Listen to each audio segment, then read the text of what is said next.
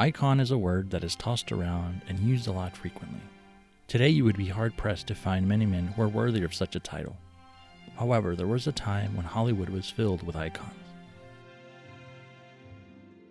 In the golden age of Hollywood, many actors wore their own watches in films, whether intentional or by accident.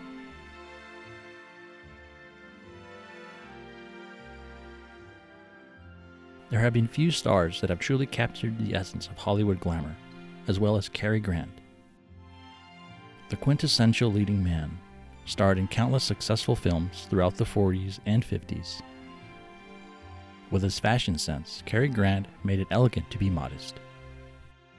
Despite being a prominent star, he was a man who valued simplicity. Grant would choose one of the most polished, cleaned, unassuming timepieces ever made, the Cartier Tank. This sleek yet powerful watch reflects the elegance and quiet strength of such a stylish and modest gentleman. Grant would wear the watch in Alfred Hitchcock's film North by Northwest.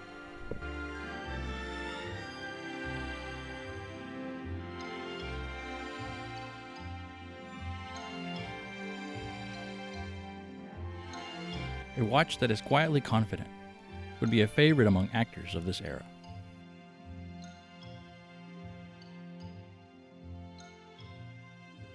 Gary Cooper owned and wore the Tank Basculante, otherwise known as the tipping tank.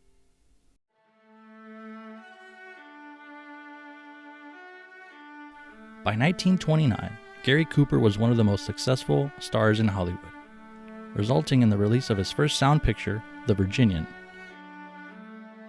And who can forget During his day, no one could deny that Cary Grant was a natural when it came to mastering the art of dressing well with ease and fortitude.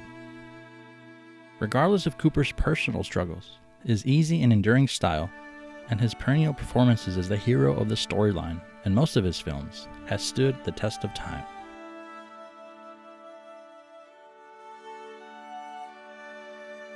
These vintage timepieces inspired a cult-like following and continue to do so today.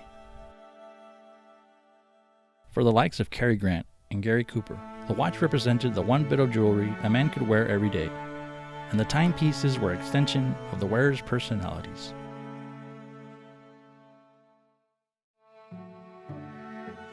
Clark Gable epitomized the golden age of American film. Known as the King of Hollywood,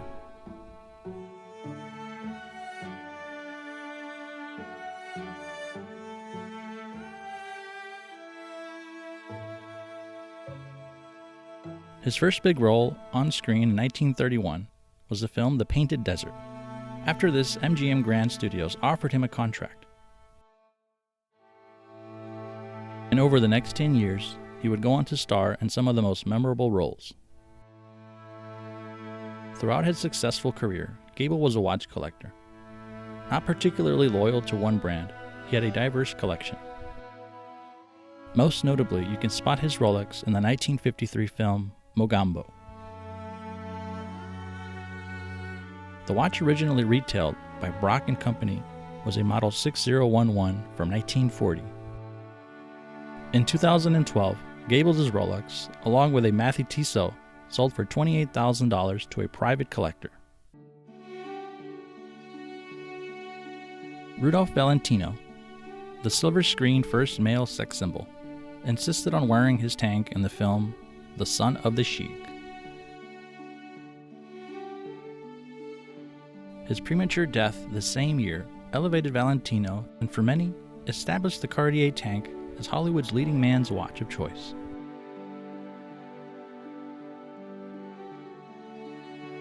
Careers were glamorous, but lives were short. Neither Clark Gable or Gary Cooper would live past the age of 61. The leading men of this era were much larger than life than the movie screens in which they played. The watches many of these men wore would go on to become icons, as big as the stars themselves.